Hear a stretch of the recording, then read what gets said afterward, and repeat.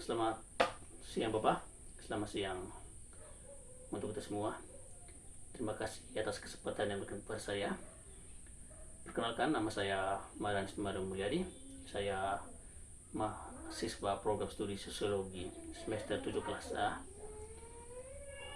Kali ini dalam mata kuliah sosiologi terapan yang akan membahas tentang kapitalisme dan monetisasi COVID di bidang kesehatan di Indonesia.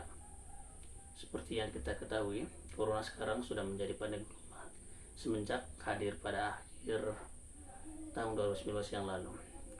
Corona sendiri merupakan penyakit yang mengganggu pada sistem pernafasan manusia. Ada beberapa gejala umum seperti demam tinggi, flu dan batuk, diare, dan merasa cepat menular. Jika kita sudah mendapatkan gejala tersebut, maka kita sendiri diberlakukan karantina selama 14 hari.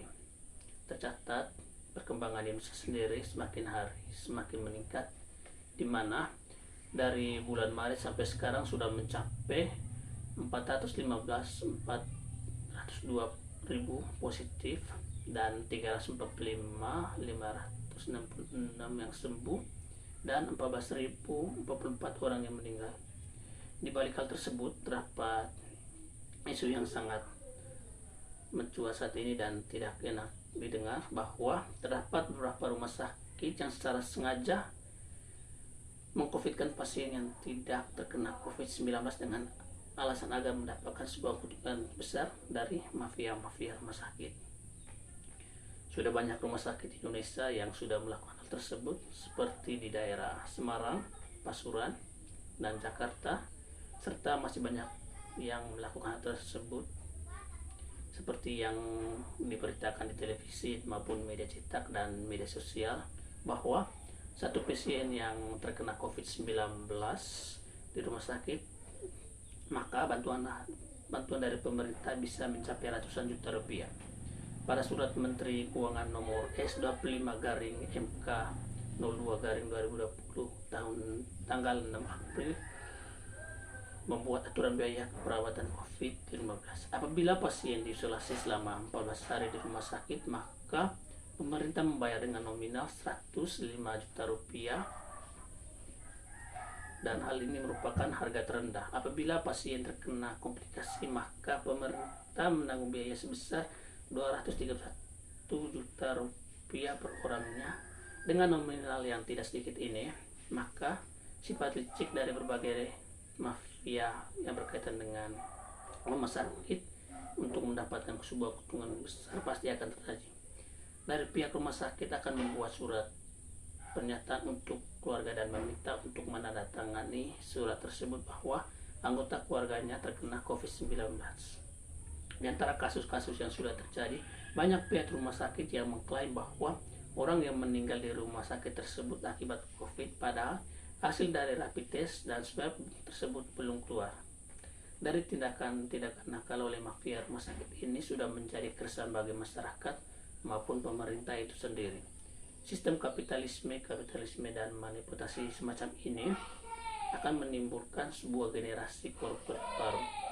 Bagi rumah sakit yang sudah dipercaya untuk menangani kasus-kasus COVID-19 yang semakin meluas seperti sekarang ini, seharusnya mereka memberikan contoh yang baik, bukan memberikan contoh yang buruk dan mengakibatkan kebijakan yang moral. Seharusnya pihak dari rumah sakit berusaha menenangkan, bukan malah meresahkan dengan mengedarkan info-info yang sekiranya tidak valid demi mencari keuntungan semata.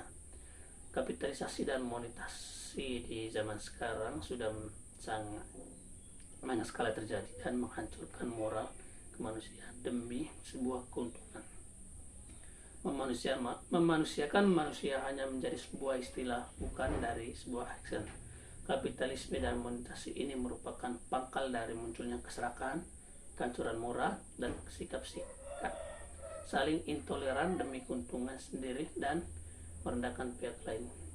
Berkaitan dengan hal tersebut, saya akan mengaitkan dengan model analisis ROCP, yaitu yang pertama, rules, di mana faktor bahwa orang berperilaku tidak hanya dalam satu peraturan, tapi dalam kerangka peraturan yang saling terkait. Oleh sebab itu, pembuatnya harus selalu mengingat peraturan yang mungkin ada kaitnya secara vertikal maupun horizontal. Berkaitan dengan wacana dalam peraturan dapat dimanipulasi demi memaksimalkan tujuan dalam pengakomodasian kepentingan pribadi demi mendapatkan dana segar dari pemerintah tersebut dengan melakukan berbagai hal, salah satunya tadi dengan mengcovidkan pasien yang tidak terkena COVID. Hal itu berkaitan dengan untuk baik negara maupun pemerintah harus mengingat kewajiban atas pelayanan kesehatan masyarakat sebagaimana yang tercantum dalam Undang-Undang Pasal 28H1 tentang hak pelayanan kesehatan dan Pasal 34 ayat 3 yang menyebutkan bahwa negara bertanggung jawab atas fasilitas kesehatan dan fasilitas umum yang layak bagi masyarakat demi menangani segala masalah dan problem yang saat ini terjadi. Opportunity adalah faktor lingkungan eksternal dari pihak-pihak yang tujuh juga harus diketahui secara jelas sehingga memungkinkan mereka berperilaku sesuai dengan perintah atau larangan yang dibuat. Faktor ini menuntut memahami tentang konfigurasi dan keadilan real masyarakat yang dikenakan peraturan yang dibuat, sebab hukum yang tak berpijak pada realitas sosial tak dapat bekerja secara efektif. Seperti halnya di Indonesia, semenjak mulai menjabat pada bulan Maret 2020, secara tidak sengaja Presiden langsung mengumumkan bahwa ada beberapa warga Indonesia yang sudah terkena COVID-19. Presiden Jokowi sudah mempersiapkan rumah sakit dan sosial untuk menangani kasus tersebut. Meskipun Presiden dengan sigap menanggapi dalam melakukan pencegahan dan penanganan kasus ini agar mudah teratasi, masih ada batu sandungan yang menghalang, di mana dalam penyelenggaraan ini masih ada beberapa pihak yang memanfaatkan situasi tersebut untuk menciptakan berbagai kondisi yang fatal yang mempunyai tujuan terselubung demi kepentingan pribadi. Kajian mendalam yang berdasarkan garis besar Indonesia memberikan stimulus yang sangat signifikan yang berdampak pada kekacauan pada infrastruktur atau struktur implementasi. Dan yang ketiga, capacity adalah faktor yang terkait dengan ciri-ciri pelaku yang mungkin punya masalah yang bisa mendorong atau menyulitkan mereka atau tidak mungkin dengan menaati peraturan yang ada. Dengan adanya ancaman ini menjadi suatu kompleksitas sebagai keuntungan yang secara sengaja direalisasikan melalui bidang tertentu, yaitu salah satunya bidang kesehatan yang semestinya menjadi fasilitas publik namun menjadi siklus rekayasa dalam perwujudan keuntungan pribadi, di mana dalam kasus ini banyak rumah sakit yang secara sengaja membayar orang agar mau menjadi salah satu pasien COVID-19 demi mendapatkan dana segar dari pemerintah. Dari hal ini nampak jelas bahwa propaganda yang dilakukan sudah melampaui batas wajar HAM, serta poin ke-15 yaitu keadilan sosial bagi seluruh rakyat Indonesia. Kesiran ketidakpercayaan dan kekecewaan sangat jelas dan memilukan untuk dilihat, dan semestinya wacana yang disampaikan harus sesuai dengan realitas dan tanpa harus memenangkan narasi di mana nyawa menjadi prioritas utama dibandingkan penerapan wacana semacam. Dampak yang saling mendasar dari virus corona terjadi pada aspek ekonomi dan kesehatan. Dan yang keempat, communication adalah faktor peran pihak yang berwenang dalam mengambil langkah-langkah yang menentukan apakah sudah memadai dalam mengkomunikasikan peraturan tersebut. Untuk memperlakukan peraturan tersebut harus mendapatkan informasi yang jelas tentang peraturan. Oleh sebab itu, komunikasi dan publikasi melalui media sosial menjadi sangat penting. Lebih mendasar dalam kajian kesehatan ini sangat kuat dan siklus modifikasi bisnis demi kepentingan pribadi dibandingkan kewajiban untuk memberikan pelayanan kesehatan. Intisari dari perilaku tersebut berkaca pada konsep homo ekonomi dan manusia ekonomi yang menerangkan dua perilaku manusia, yaitu rasional mengambil keputusan berdasarkan untung rugi dan egois yaitu self interest. Seperti yang nampak di Indonesia sekarang ini semakin merasakan dan memperhatikan lebih jelas dengan pengangkatan berita hoax di berbagai media guna memanfaatkan emosi publik yang saat ini masih belum stabil, dan berbagai kasus yang terkait dengan virus corona di mana oknum tersebut memasukkan dan melakukan dan menjadi monitor dalam penguasaan di bidang kesehatan demi mendapatkan keuntungan dalam pemfasilitasan dan pendapatan dari dana negara. Berimbas dari hal tersebut menyebabkan suatu keadaan yang kaos yang melekat pada hal tersebut, di mana literatur demokrasi saat ini tidak memberikan keefektifan pengembangan dan pencegahan dari masalah tersebut yang menyebabkan dan merebakkan dan membludaknya serta pelemahan dalam infrastruktur dalam demokrasi dan parlemen tersebut, terutama dari kebijakan dari pemerintah yang cenderung tertutup dalam menyampaikan informasi yang sejatinya memberikan informasi secara terbuka serta jelas kepada masyarakat, dan secara sengaja untuk menutupinya tanpa memberikan informasi yang secara jelas kepada masyarakat. Dan yang kelima, proses adalah prosedur peran untuk memutuskan apakah akan memenuhi atau tidak dalam hal tersebut. Dari faktor ini terkadang juga keharusan agar pembentukan peraturan harus melalui prosedur dan mekanisme yang secara formal.